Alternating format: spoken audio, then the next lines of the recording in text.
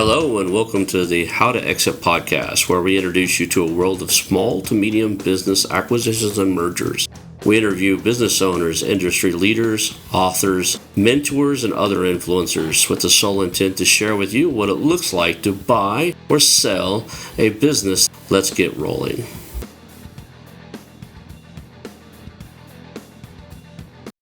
And now a moment for our sponsors. I want to highly recommend you get Acquisition Aficionado magazine. Every month, Acquisition Aficionado magazine brings you tactics for business buying and selling you won't find anywhere else. Learn firsthand from industry leaders who share their success stories, featuring in-depth interviews and stories from leading figures in the business acquisition industry. This multi-platform mobile magazine speaks to acquisition entrepreneurs wherever they are in the journey. And I want you to visit acquisitionaficionado.com today. Hello, and welcome to the How to Exit podcast. Today I'm here with Matt Bodnar. I am looking forward to this conversation. I consider you much younger than me, but I think you're one of the rising stars in this space. I see a lot of your ads going out. I've watched some of the content. I've seen you on some other shows. I've seen bits and pieces and highlight clips or stuff where you had another podcast that was fairly popular, millions of downloads, fairly popular. So I think this is going to be a fun conversation. I think there's a lot to learn from you here, and that's my goal. My goal on any podcast is I pick your brain, you talk 75% of the time, I talk 25% of the time. That's the goal. And so let's start off with letting everybody kind of know who you are. How did you get in this space? Yeah, absolutely. So going all the way back when I was in college, being a 19-year-old idiot or whatever, at the time I thought, what's the coolest job I could think of? Which was at the time, again, I'm not making a value statement, but it ended up being, I thought Wall Street sounded really cool, right? Like, Mm-hmm. corporate raiders and takeovers and all that stuff. So I set my sights on working on Wall Street, ended up working at Goldman Sachs out of college for a number of years. And that taught me some of the basics of kind of finance and deals and that sort of thing. And then in 2011, I moved back to Nashville, which is where I'm from originally, and got involved and basically bought my first business shortly thereafter, which at the time was sort of a almost defunct IT service business that basically couldn't make payroll. And I came in, originally sort of structured a deal. At the time, I was in my early mid 20s. I didn't really know even what seller financing and earnouts and some of this stuff really meant, Mm-hmm. but I effectively structured a seller finance deal to come in, be like, hey, I'll see if I can help you guys fix this thing. So long story short, I ended up owning about 60% of the company at the end of the day, ran the business for about 6 years. We did a couple bolt-on acquisitions through that strategy. And then eventually I fired myself as CEO and brought a guy in to run the business. And because I realized, hey, I'm okay at being a manager and an operator, but I'm much better at doing deals, and really focus my time and efforts full time on acquisitions and building a portfolio. And so now I've got a holding company called Eidolon Capital where I focus on lower middle market acquisitions, typically classic blue collar baby boomer type stuff, very value oriented. I read one too many Berkshire Hathaway shareholder letters, so kind of skew towards long term buy and hold. In our current portfolio, we have a business that manufactures sinks. We have a company that does pallet racking and industrial distribution. We've got a staffing business that's sort of industrial staffing, got a beauty products brand, still have that IT business, which we also spun a software company out of eventually. It's a longer story, but today I really focus on just buying companies in the lower middle market. And it's always, as you know well, Ron, there's a lot of different adventures and stories and crazy stuff that can happen in that world. And so I also like to talk about it and share stories and ideas and stuff, and I have a good time doing it. Well, cool. After the show, just remind me to ask you about your sink business. So I've got a client that we're buying kitchen and bathroom cabinet makers and countertop installers Mm. and stuff. So there might be some synergies there. One of the things you said about like idolizing the Wall Street funny. The funny thing is when I got into this space, I was in the military, but when I came out of the high school, I worked for my father and was an entrepreneur for a while, and then to pay for college, I went into the military. And one of my military buddies, him and I got really into that kind of the Wall Street. Like we thought about going into that space, but our favorite movie was Wall Street. Remember that? Great movie. Yeah. So the funny thing was when I got into the space 4 or 5 years ago, I hadn't talked to him in probably 6 or 8 years. We're still friends online, and I consider him a good friend. We're just both busy with life and have kids and stuff. And he had moved back to California, and I was still in Oklahoma at the time. I was like, I finally did. I'm getting into acquisitions and mergers.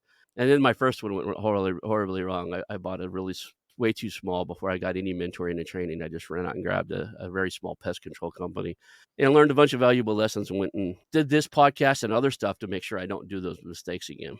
It's yeah, it's always better to learn from other people's mistakes, but it certainly hasn't prevented me from making myriad mistakes on my own as well. And like I've said this several times, but I've definitely learned that in most cases, my biggest headaches are usually my smallest deals, right?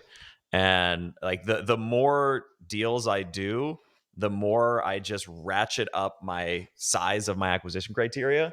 And the pickier I get, because right, you just keep accumulating these battle scars where it's like, okay, well, I don't want to do that anymore because that was a huge pain in the butt. I don't want to deal with that. Like, hey, that's too small. Hey, I've been to that rodeo, and so yeah, I think that's unless you're really ready for it and you're planning on more so buying a job than buying a business. I think a lot of folks can fall into the trap of buying deals that are too small. So I could totally see that. And I agree. Something you said earlier is you figured out what you really liked, which was doing deals and negotiating. Same thing I did in the first part of this business. I realized I don't want to be the operator. I don't want to pull 40, 60 hours a week. I'm not really great at doing the same thing over and over again. And an operator has to create a system that's repeatable, right? I Yep. love to meet new people, have new conversations, and solve new problems. So I stay on the negotiation side of things and getting deals done. And a lot of times I just play a role in other people's, minority role in other people's projects so that I can go in and help them grow, do their stuff. I make some more money and I don't end up with a CEO title and an 80-hour work week. Yep. Yeah. And I think we have a very similar philosophy there. It's like, I mean, I have kind of my holding company portfolio, Mhm, but my goal is basically excluding maybe bolt-ons for existing businesses. My goal is to do one good deal a year. And so that because I don't want to overload the system, right? I mean, I could go from a bandwidth standpoint and just a deal making standpoint. I have the horsepower to go do 5, 7, 10 deals a mhm. year, but I would choke on those deals in the back end. They'd be exploding and, be running around with my hair on fire.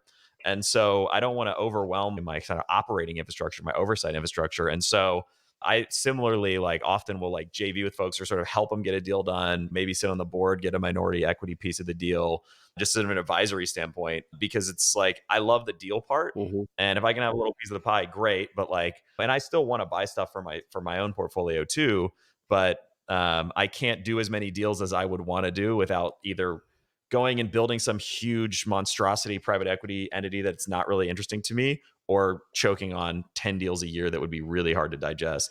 Yeah, I think if my kids were a little bit older and they weren't into now they're getting into the basketball and soccer and stuff, and I don't want to miss a game, right? Maybe then I would if I go back to that. I'm one of these guys. My son asked me, "Why don't you play video games with me very often?" I said, "Because I'm extremely competitive. If I touch your Xbox more than once, I'm gonna have to." And I grew up with the Atari, right? And Nintendo, I think was my fancy system. I played those games until they zeroed out, until I broke the game, until I like not just high score, until like the game didn't know what to do. So I'm a little obsessive. So like if I go into this full hearted and really like do something, I want to be like tiny acquisitions or the small the Warren Buffett of the lower middle market, and that would just take so much away right from my kids getting to hang out with me and go their time. We Yep. all choose our own path inside of this. One of the things I see on your content you put out and your ads and stuff, you talk about the zero down deals. A lot of people call those things fallacies, and I know as well as you do it's not. Let's talk about that They're for definitely. it's because it's a marketing term, right? It's not zero down. The owner gets money. It's just not coming from you necessarily. They get money Yep. from asset loans and just there's so many ways to structure these deals. But I think one of the biggest things that people don't get is if you're not seeing deals that you can put together, that way you don't have enough deal flow. So Totally. let's chat about deal flow and what it takes to actually do creative deals and what that seller profile looks like that's going to enable you to do these creative structure deals. Yeah, that's a really good question. And I think you hit on a couple really like critical points that I think a lot of people miss. And I'll give you a couple case studies of zero down, like truly zero down deals and also zero out of pocket deals that I've done to give you a sense of like they're definitely doable. But the biggest thing that most people don't understand about doing deals without putting any capital in or zero down deals or whatever you want to call them is that it's largely a function of pipeline. It's largely a function of how many deals you actually look at, right? Which is what you said a minute ago. If you look at two deals, or if you go to Biz Buy Sell and peel out the first listing on there, that's not going to be a zero out of pocket deal, right? I mean, maybe some 0.1% probability that that's the case. If you look at 500 deals, which I literally looked at, I'll give you my stats.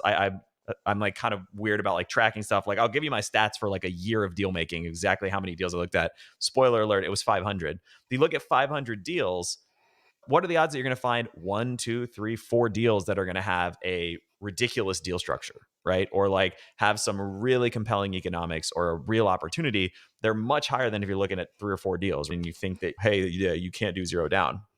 It definitely can be done, but the work you have to put in to do the zero down deal is you have to do the deal flow work. And so, but just to give you the stats, I tracked over the course of a 12-month period, I tracked every deal I looked at. I keep this like sheet of paper on my desk, kind of crazy, that has every conversation, every what I would call deal conversation that I have. So it's like conversation with a seller, lender, attorney, whatever, on like sourcing, closing deals, just to see like, to me, it's like a KPI. Am I putting in the inputs? Am I getting enough just like calls in? And I explicitly exclude note like texts and emails don't count, right? It has to either be a meeting or a phone call for it to count. And so I tracked that over the course of a year. And the stats were I looked at 500 deals, and looked at could be pretty broad, right? It's like maybe somebody emailed me a teaser and I was like, pass. But I looked at 500 deals. I did a deep dive on 100 of those deals. So I would consider a deep dive like sign the SIM or sign the NDA, went through the SIM, talked to the broker, some cases talking to the seller, you know what I mean, doing some homework. And then I submitted an LOI on 20 of those deals. And I'm like, the numbers are round. I looked at like 96 or something, right? I'm Right. rounding these off, but Right. like approximately the numbers. I submitted 20 LOIs and I closed 2 deals. So basically from 500 to looked really seriously at 100. Of those 100, I submitted LOIs on 20 of them. And of those LOIs, I closed 2 deals. So 10%, 10% of the deals I submitted an LOI on. And so that's a lot of deals, right? Like if you've looked at 10 deals so far, Mhm. you got 490 to go potentially before you find a zero out of pocket deal. So to me, deal flow is really, really critical. But I mean, I'll give you a couple just case studies, examples or whatever of some of the zero out of pocket deals that folks can do and that I've done. So a lot of it depends not only on pipeline, but it's also once you have a pipeline, you're looking at a lot of stuff. What are you filtering for to find deals like this, right? One of my favorite and easiest to do zero out of pocket deals. There are two kind of similar things. There's a little bit of a different twist depending on which one you're doing. One is what I call a business giveaway. One is what I would call an acqui-hire. So they're basically the same thesis, but you execute them a little bit differently. So I'll do the business giveaway first to give you an example. A business giveaway, when I had my IT services business that I was running, we came across a guy who owned a data center, right? And he basically said, hey, I no longer want to be in the data center business. He was making about $400,000 a year in this data center. And he's like, hey, I'm going a different direction. Don't want to be in data center anymore. Like, is this something that's interesting to you guys? We negotiated a deal with him that was, we basically paid him 10% of revenue of the data center clients that we got from him for 3 years, and that was it. And we took over his book of business, and we penciled the math out. Whereas like once we took it over, it was profitable for us to do that day one. And for him, it was a headache. He didn't want to deal with these clients. He just wanted to go focus on his main business, and that was a distraction. And then he got paid, and he got out of the headache that he was dealing with. So we solved his problem, and we ended up buying 400K of revenue for 40 grand a year or whatever over 3 years, which we ROI'd on day one. Mhm. So that's a true zero down and zero out of pocket, right? We paid nothing and we gave him nothing at closing. We bought $400,000 of revenue, right? Which is great.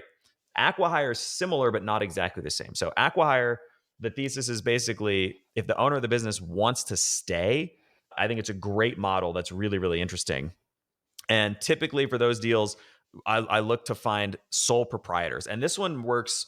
The business giveaway and also the acqui-hire both work better if you're already in a space or you already own a business somewhere. So Right. if you're an existing business owner, it's a much better strategy than taking over somebody's business as you stepping in and operating it as like a new platform, right? So the acqui-hire strategy is basically, and I mean, I'll tell you a story of a deal we did like this, but like I see these deals constantly. Is somebody who's sole proprietor or very small company, total like let's say less than 5 employees, usually doing 250 to 500K of revenue. And a business like that, a lot of times, if you've ever read E-Myth or Michael Gerber, you've got kind of the technician, the manager, the entrepreneur.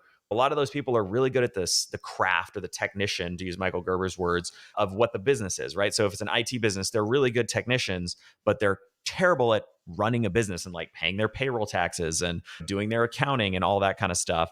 And it's a huge pain in the butt, right? And they don't want to do sales, they don't want to do marketing, they just want to like help people fix their computers. Or if it's marketing, they just want to do graphic design, they don't want to deal with all the other stuff. But they've kind of wound in this thing where they're a sole proprietor and they're running a business and doing this.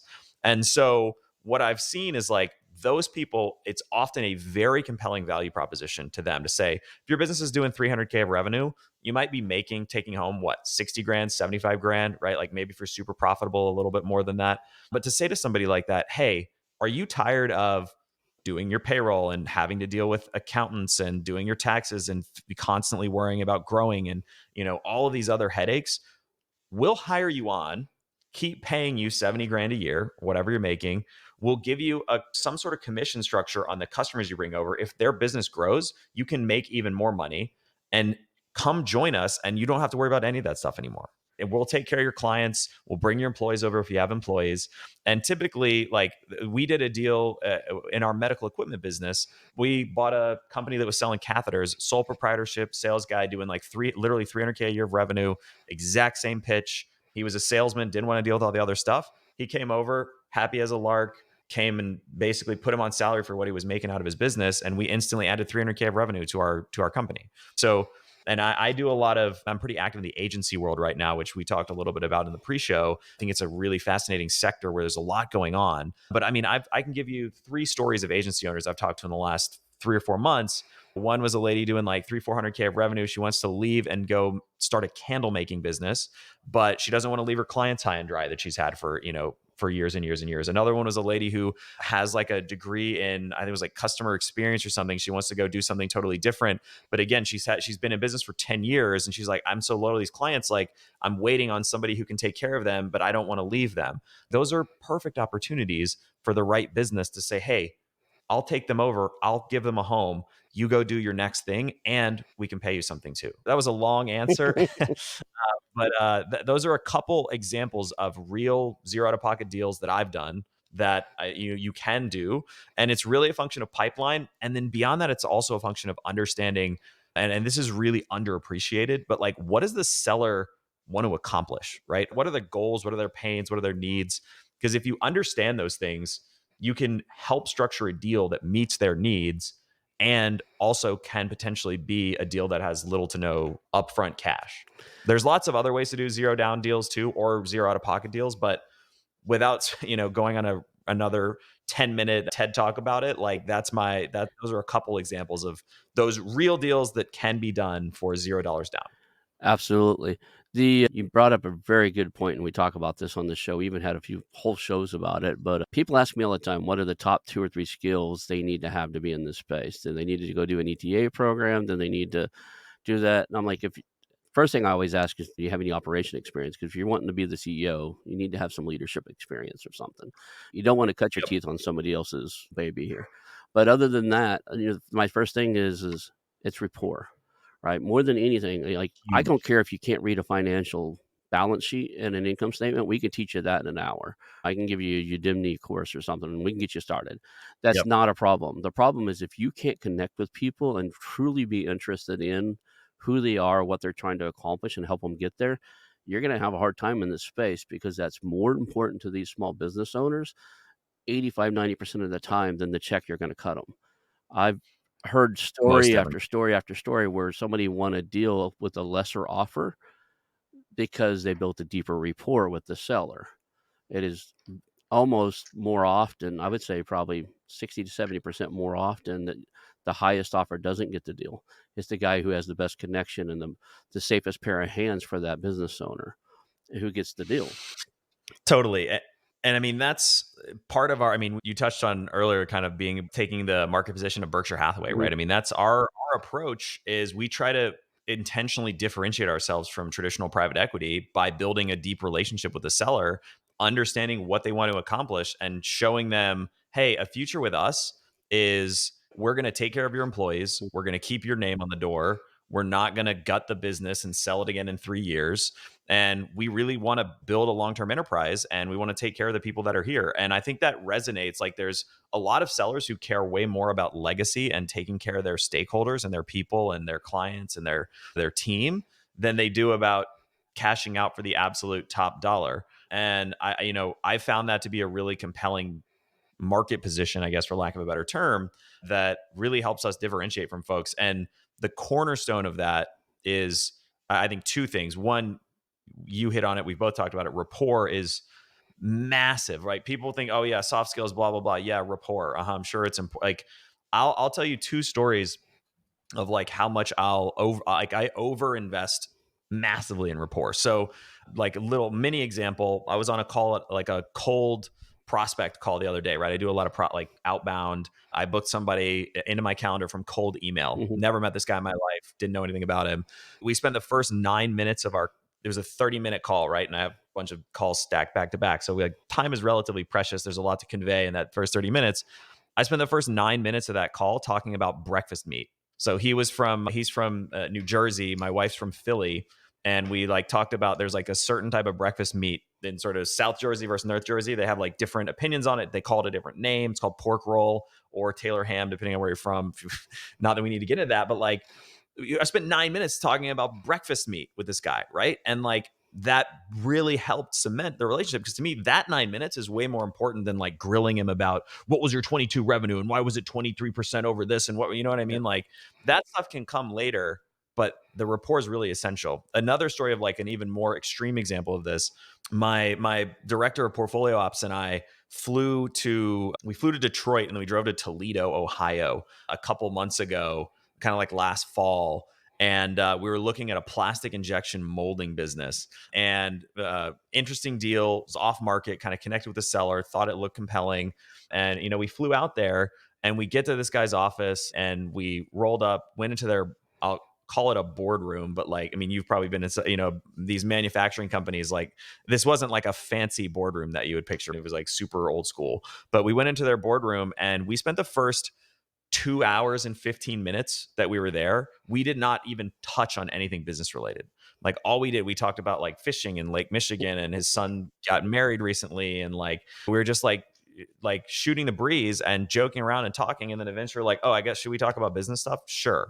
And so it's like that to me, my general rule of thumb is I will almost never break like if we're in a rapport building phase of a conversation, I'll almost never break rapport first. So like if they want to keep talking about fishing, I'll keep talking about fishing. You know what I mean? Not that I'm a fisherman, but like if they want to keep just like, oh yeah, and tell me about your kids and what's going on here and like, oh, have you ever been to this taco place and you know what I mean? All this stuff, like I'll go as long as they go. Cuz to me, that is way more valuable than anything else in the deal, because if we have rapport, then we can navigate tough situations. If we have rapport, then we can come up with a deal structure that's workable for everybody and that's much more interesting and creative. If we have rapport, it makes everything else 10 times easier. And if you don't, then you're dead in the water. So I'm a huge fan of investing in rapport. I am too, and one of the things I ask people all the time when they come on our, because we do a hangouts and stuff with acquisition entrepreneurs twice a month, and if somebody's telling me they're having a hard time getting deals, like, "I've been at this for 12 months and I don't have any deals done." Like, "Okay, what are you talking about? Have you first, are you actually getting on the phone with people?" Right? "Oh, no, I'm sending That out is email." Like, no, you have to have real conversations, at least Zoom calls, right? You gotta get it, you need, if you can't get to somebody in person, there's a lot more to it that, in person, there's a lot more, it's faster to easy and easier to build rapport, shaking somebody's hands, looking them in the eye in person than ever will be on Zoom. 100%. But it can be done on Zoom. We do it all the time now. The first and foremost, are you having real conversations with somebody that you can see? Are you on a Zoom call or something like that?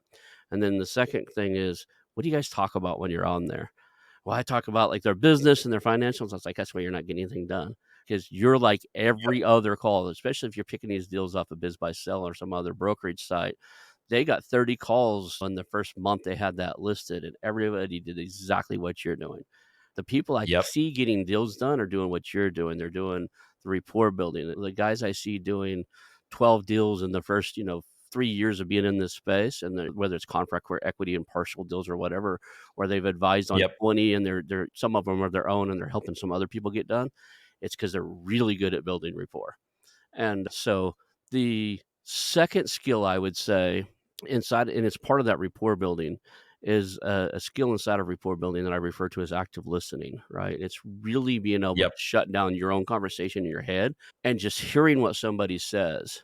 I actually here's a trick I do, and it might be useful for you. A lot of times on Zoom calls, we have more than one person from our team that are on the Zoom call with the owner, and if we do, somebody on that team is usually the dedicated listener, right? Their job, Mm. like my job, because I run a podcast and I talk to people all the time, is usually facilitating the conversation. Somebody's job Yep. in there is to make notes and send messages to, like, if I'm sitting here right now, if I had a camera behind me, see there's 4 monitors in front of me, right? They can send a chat message and go, "Hey, he looks distracted," or, "Hey," especially if they have multiple people on there, we have their Zoom windows to see everybody. We've had cases where somebody says when we asked, when we got to the financials, when the CEO started talking about the financials, "Does anybody else see the CFO roll his eyes when he said that?" Right? So the dedicated Yeah, listener that's really picks up things that nobody else is there. Their job is to watch everybody's facial expressions, body expressions, and listen for tonality shifts and changes and body posture changes and make notes of it. But it's important that you truly understand where somebody's trying to get. And that's the whole thing yeah, about active listening, rapport building, and all that. It's not as often as most people think, is they're not trying to get a big fat check. That's not the problem they're trying to solve. The problem solve is they're trying to solve is they're done and, in the business, and they need somebody that's gonna take over and be safe with their customers and their employees, that's or exactly they're trying to retire and they do need some money. But it's usually not whatever what you think their problem is. I would say if you look at somebody, talk to them for 2 minutes, and you try to tell me what they're trying to solve, I'll tell you you're absolutely wrong. 'Cause they're even if you ask them, "What are you trying to solve?" The first 3 times 2 to 3 times they tell you that, if you come out and just directly ask it, it's gonna be a facade. totally. Yeah, and that's I mean, I agree. I think active listening is super, super critical. And the to me, that sort of sub piece of that, I love the idea of like micro expressions and stuff. I think that's really smart. But like that element of really trying to deeply understand what do they want to do? Like, Mm, why are they selling? And not just like, oh, I'm selling because I want to retire. You know what I mean? Or what it's like, what are the things that matter to them? And how can you, because if you understand that, then you can frame the whole offer mhm, around that. You know what I mean? And you can make it about, hey, this is a process where I'm going to help you get all the stuff that you want. yeah, And if you're able to do that, right, there's that old quote which is like kind of cheesy, but it's like you can have everything you want in life as long as you help people enough other e people get what they want, right. right? Um, and so Zig Ziglar, right? like I think it was Zig Ziglar. Yeah, I think it's a Zig yeah. quote. But like, yeah, I mean that if you can do that, if you help them get what they want and you find a structure where everybody wins, then it's a great outcome. And that's like I mean, maybe there's other ways to do deals, but like every deal I've ever done was done that way of like figuring out what the seller wanted, solving that for them, and then having a deal structure that worked for both sides. I'll put a disclaimer on here. This works until you have a cap table that has 3 or more investors in it or outside investors. Once you get 3 or Yes. more partners, I won't even talk to people there's more than, usually if there's a 3rd wheel, unless I know all 3 are on board, not interested. That's my absolute limit. 3 is the limit. And then if you have outside investors, now we're talking kind of the PE negotiation style where it is It's a about totally numbers and different. everything's changes. Yes. Like, it's a totally different Yep. game. And that's the cool thing about this space. We talked about zero down deals, right? You talked about 2 or 3 different ways. I can probably pop off the top of my head about 15 different ways, right? One of my favorite things, I'm a prior real Yeah. estate guy. Tell me you own real Yep. estate that you want to get rid of with the deal, and I'll say, "Hey, let's talk," right? Because I know what a sale Yep. leaseback is, and I know that with the right buyer and the right broker, I can get a premium on your real estate that you could never get as a seller. You as a seller can't commit to the new buyer that you'll be in that place for 15 years. I can. So Yep. when he looks at his capped, what he wants for, a commercial piece of real estate, when that buyer looks at that and says, "Who's going to be my tenant for the next 2 to 3 years?" Like, "Oh, you're selling the business? You're going to get a discounted offer." I come in and say, "Look, I'll sign a 15-year lease on this with a guaranteed increase every 3 years at a certain, like, we'll negotiate it, make sure it works for both parties." But I've seen that fund entire deals more than once. Not only mine, but just I haven't pulled the trigger on that for me, but I've seen a lot of the guests on here and a lot of people I know in this space that would go out and buy a $1 or $2 million business and fund the entire thing by the real estate that was sitting on there. Absolutely. Yeah. I mean, I know I've never done, I mean, I've looked at a couple deals where that was kind of the would have been the financing Mhm. mechanism. But similarly, like I know multiple people who've done a sale leaseback deal where the sale leaseback paid for the entire acquisition. And maybe even they had some extra money, like That's extra working capital or, yeah. closing proceeds for themselves on top of that. Especially if you're hunting around, which is a lot of where I'm looking for stuff in these sort of like old school industrial, like a lot of companies from like the 70s own their land. Mhm. And if you can find a way to do that, it can get really interesting to do some sale leasebacks. So that, yeah, that's another, not necessarily $0 cash at closing, but zero out of pocket Mhm. needed to close a deal type scenario. So And there's great like there's example. dozens of those, right? There's if they're heavy in assets or people loan you money against the Yeah. assets. There's Same thing with ABL. yeah, Yeah. accounts receivable, all those different things are lendable assets. So anybody trying to say T- there's no such thing as no money down deals is like, well, yeah, like it's not necessarily it's a bad marketing phrase a lot of times to say zero down because you want to don't want to limit yourself to zero down. It's zero out of my pocket, right? Um, Yes, exactly. And I mean, you can do a deal that's 100% cash at close mhm, that's still 0 out of your pocket, right? exactly. Like the last company I bought, it was a long story, but we bought the company out of receivership. The company was doing well, but like the owners had kind of gotten into some trouble. And because it was like a court mandated sale, we had to close in all Mhm, cash, but I put $0 personally into that deal, right? mhm, So, I mean, it's totally possible, even if you're closing all cash. That doesn't mean you shouldn't look at creative structures, but I think there's also a tendency, as you just hit on, like there's a tendency for folks to try to get too creative. And sometimes the simplest deal is just like go get an SBA loan and make it happen. I mean, and there's nothing wrong with that, but sometimes you want to get creative. And to me, the typical strategy I'll have for underwriting something, which is kind of my rough rule of thumb, and the more deal experience you have, the easier this gets to do, is like I can just look at a company's balance sheet or a company's financials, and 5 minutes I can tell you how much I could borrow on that company. mhm, You know what I mean? I can be like, okay, I could sell the land for this, or I could get this much inventory, this much receivables. I could get a $3 million loan for this thing, or whatever. But like, just because I've talked to hundreds of lenders and financed lots of different deals, yeah, I mean, just I always start with look at the asset base, right? Inventory, FF&E, receivables, land, etc., and then figure out what can you get a loan for on that asset base, and then that's the starting offer, right? It's like, hey, I'll give you, if I can get a $2 million loan, it's 2 million at close, and then we'll carry the rest. well, And if you underwrite 20 deals that way and submit offers, like one of those deals will probably close, and then you'll just have bought a company not for zero at closing, but for zero out of pocket. there's been some like the last week or so, a lot of people are popping up and saying, "Hey, the silver tsunami is not going to happen. There's too many buyers in the space." And I don't think that's true either. I think that there's too many buyers trying to fight over there too many lazy buyers is how I like to play it. I'm kind of being mean in that. They're all trying to fight over the broker listed deals on Biz Buy Sell. But if you're willing to go start conversations and go talk to the off market deals and go talk to the business owners, there are enough businesses out there that it's a numbers game still. You gotta get your deal flow up and get your phone ringing and start ringing the phone of other people. I mean, and I also like the crazy thing to me, or the interesting thing to me about M&A that is just a little different than real estate in a lot of cases, is like real estate's obviously seen a much more competition, consolidation over the last 10, 15 years, setting aside the current rate environment, which is a whole different beast in the real estate market. But like, to me, the difference in M&A, which I agree with you that I don't agree with the premise that the silver tsunami won't happen, or it's too competitive. Like, you only need really one good business to be like to hit it out of the park. You know what I Mhm. mean? You don't need to buy a portfolio of 50 companies, Yeah. right? Whereas if you're buying houses, like it's hard to sustain yourself off the rental income of a single Yeah. house, or even like a couple duplexes or whatever, depending on obviously what you're renting them for and how you finance them and all that. But like, so you need to keep gobbling, gobbling, gobbling. Like, if you buy one plumbing company, it's making 750 grand a year. When you put an SBA loan down, like you could, after debt service, be pulling down 2 or 300 grand. And, you know, run that thing. I mean, I don't know about your experience, but in my experience, most of these businesses are crazy under optimized when you buy them too, right? Like, we bought a medical equipment company a couple years ago that when we bought it, the entire business was operated on paper, like the carbon copy, you know what I mean? Mhm. Fill it out. They didn't have any digital systems at all. The whole business was like, people would sit there, like a customer would come in and be like, hey, I need some catheters. And they would be like, great, let me spend 15 minutes filling out a worksheet and then hand it to the other person. And that, you know what I mean? It was nuts. Right. So the whole thing was on paper.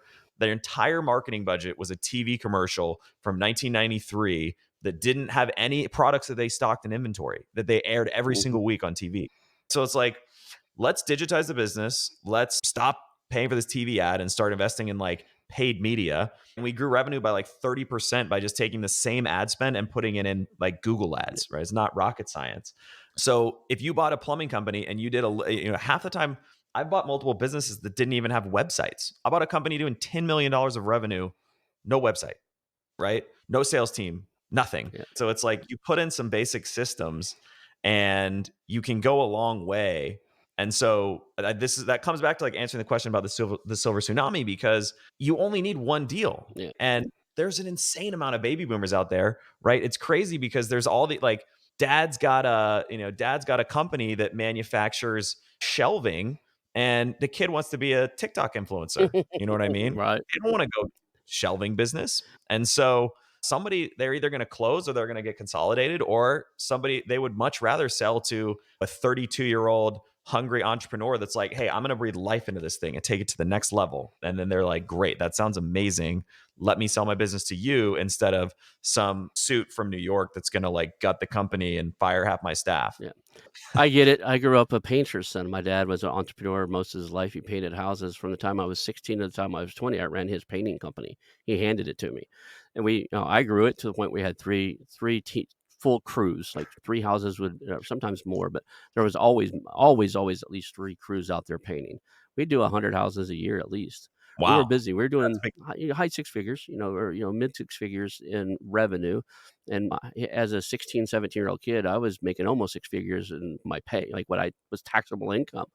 But that said, uh, sometimes I wonder if I'd continued doing that, how big would that thing be now if I bought other painting companies and other remodeling companies and ran it for 40 years? I have a good friend of mine, unfortunately, 3 years ago, he passed away of a heart attack in the middle of the night. But his dad tried to groom him for a multi-million dollar accounting type of job, and he just didn't wanna do it. So he's like, "I'm bad at math." His whole life, he had this mentality, like, "I'm horrible at math."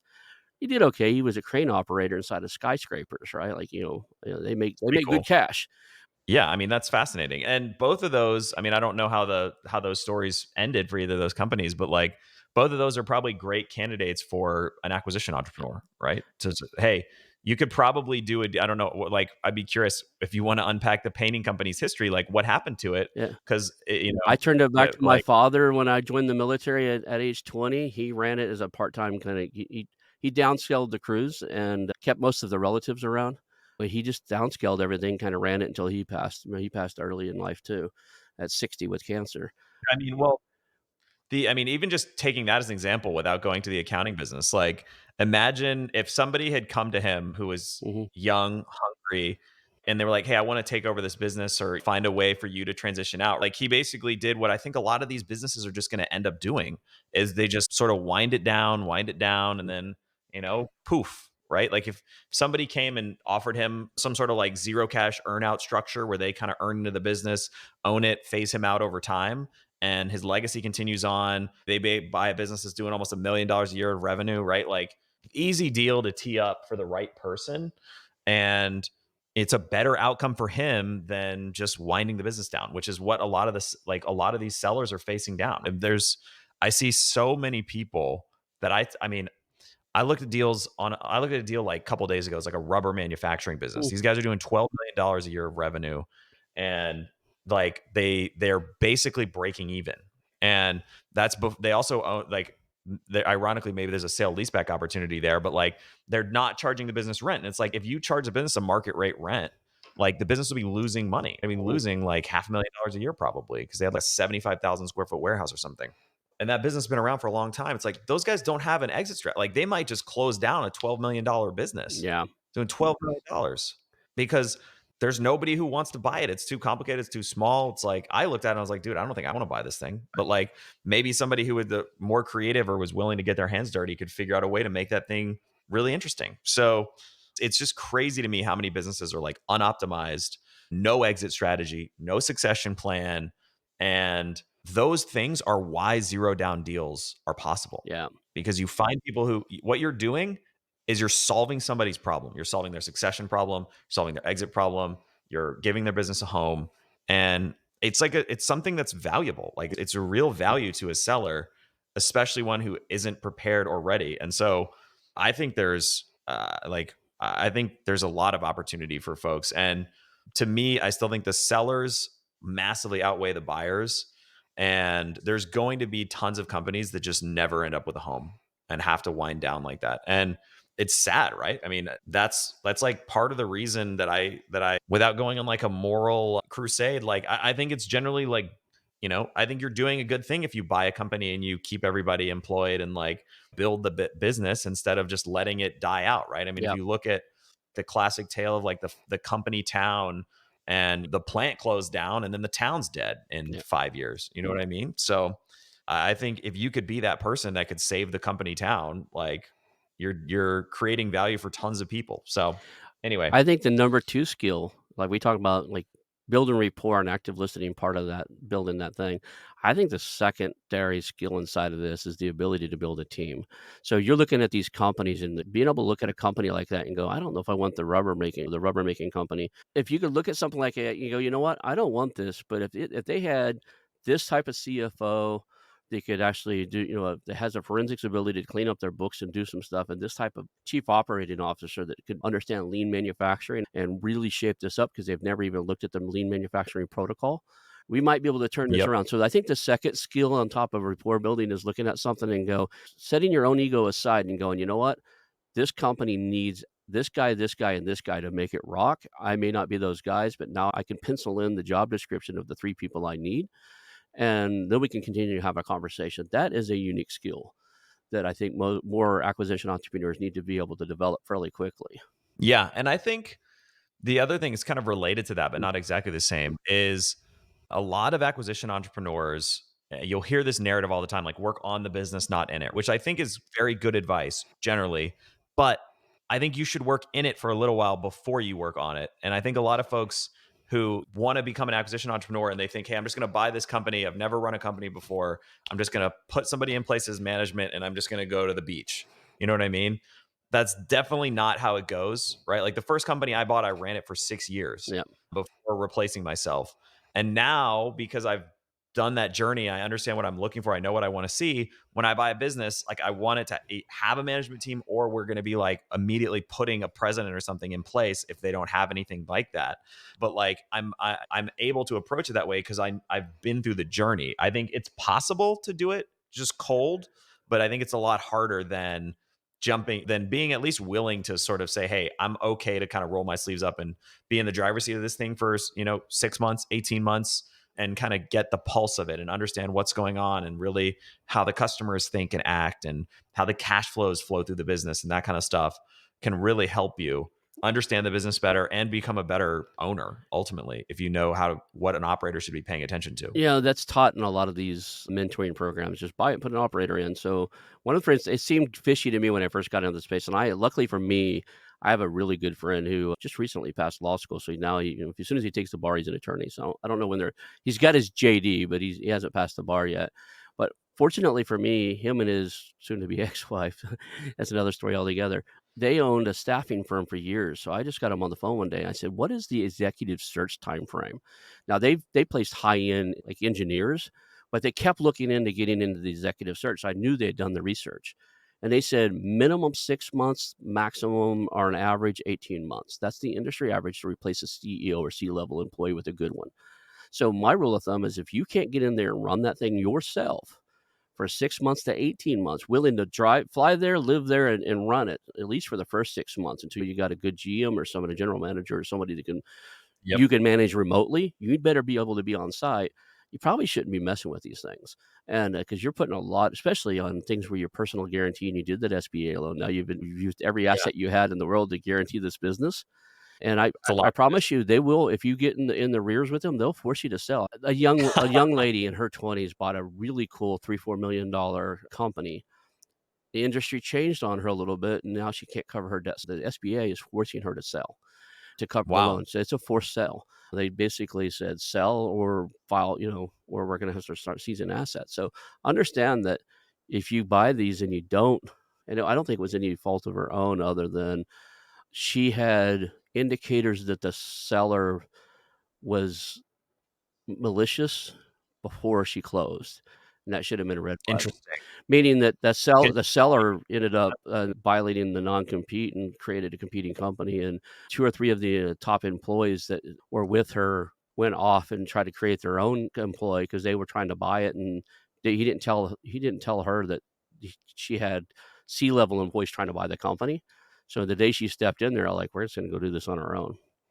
So, because they weren't Dang, under the same NDA. that's But that awesome. said, just understand that That's you why you sign need these to roll it personal guarantees, you better be able to operate it, right? I just think that's a fallacy a lot of people think, "I'm gonna buy it and stick a good operator in." Yeah, that's a great goal, but understand Yep. you're gonna be the operator on off and on throughout the life of that business. 6 months here, 18 months there, will you find the right person? Somebody has a heart attack, stroke, or God forbid, just quits on you, right? Who's gonna run it then? And, it's overlooked by that mentality. It's like, "I'm gonna buy something, stick an operator in."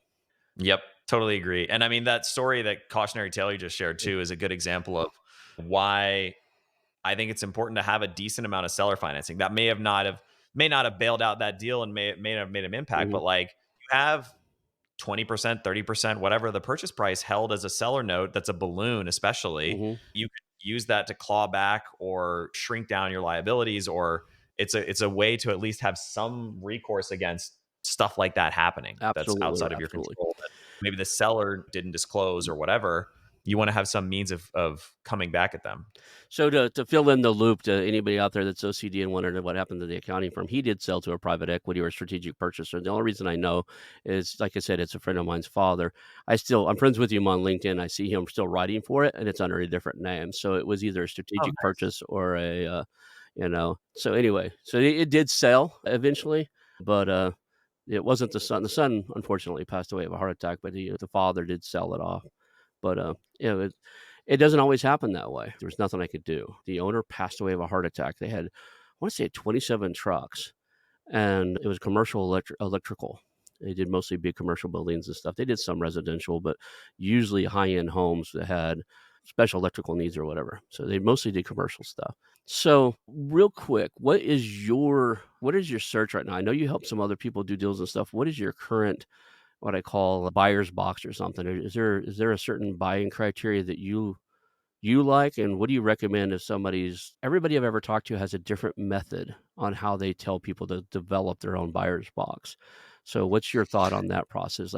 Buyer box is like what it is you should buy, right? Yep. Okay. Yeah, yeah. I mean, my buy box, I'll tell you my current you want my buy box or like how I got to my buy box? Because they're not necessarily the same thing. Tell us both because I think it's interesting because I know my current one wasn't the one I started with either. As a matter of fact, I spent 6 months looking at coffee manufacturing companies thinking I wanted to be in that space because I could turn them into subscription Interesting. models. All right, I'll tell you both. So my buy box is pretty simple. So I'm looking for companies. I'm based in Nashville, so southeast based Mhm, generally. mhm, About 1 to 5 million of EBITDA is kind of the sweet spot. I won't really go lower than that. Really prefer 2 million or more of EBITDA, but I'll look at stuff with one.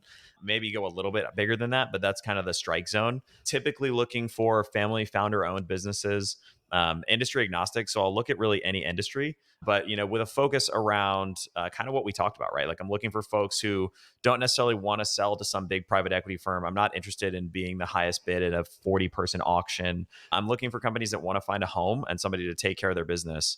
And, that's how we have kind of a diversified portfolio of stuff that we've come across. And our goal is to hold these businesses for the long term and continue to operate them. Obviously, we'll sell things if we get a ridiculous offer or we feel like it's the right strategic timing in the market or whatever, but we typically want to hold in perpetuity. And so I'm really looking for, often ends up being kind of manufacturing, industrial services, general business services, that kind of stuff. But those are broadly the areas that I'm currently the most active or most interested. How I got there, I read too much Warren Buffett, right? So I said, hey, I want to buy long-term enduring businesses. I want to buy them in a way where they're not super expensive. And I don't want to like one of my IT business, we actually spun a software company out of it. And when I first started wanting to do additional acquisitions and we bought another software business into that software company as well, I was like, hey, I want to go buy software companies because I love software and it's like one of the best business model that exists, right? mhm. But what you know very quickly if you do anything in software is like software companies are crazy expensive. And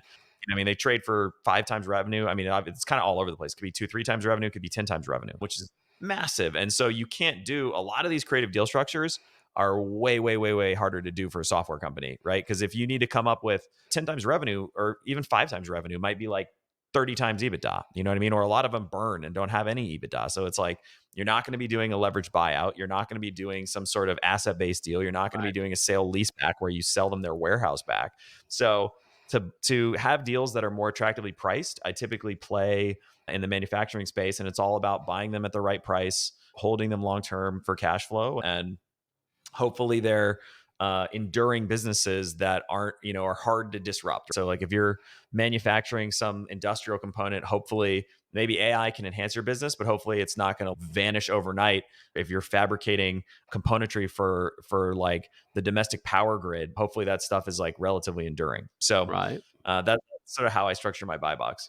I really think there's a space here in this industry to just really look at things and optimize things differently. Because like, you were talking about that medical supply company. I had an opportunity to chat with a medical supply company in the first part of this, and I really wanted to work with the guy. Funny thing was, is when he got on the phone with me, he's like, "I don't know why that guy told you, it was a referral." He goes, "I don't know why he told you I wanted to sell this business. I would never sell this business. This is my cash cow." And I was like, "Okay." So talking goes, "But I am curious about what you're doing and everything." So we chatted for probably an hour or two, and turns out he's a retired fire chief. He has a medical supply shop, and he only sells to fire and ambulances, and he basically everything in his medical supply goes into a fire truck or an ambulance, right? So that's all he does. So there's no wheelchairs or walkers. Basically, if it doesn't go inside of a fire rescue or a ambulatory business or something, the emergency room, like a triage type of thing, he just doesn't carry it. And he was doing, I want to say, 2.5, $3 million a year revenue, six figure, high six figure, and mid six figures profit. But he's only doing like six cities. He's in Oklahoma. He did Tulsa, of course, right? He did Oklahoma City. I think he went to Kansas City, Missouri, and Kansas City, Kansas. Like basically, if he could get there and back in an hour and a half, 2 hours, he was working with that. But he didn't do anything online. He Smart. didn't do anything else. And I was like, there was just so much. And he didn't hit any of the small towns, any of the small ambulatory services, or anything like that. He just went and got 4 or 5 of the big contracts from these bigger towns, and that was comfortable. He hit his comfort zone. So that said, there's a lot of those companies out there. You look at them and go, you know what? With a little bit of marketing and a little bit of salesmanship, this could be doing 2x, 3x what it does now.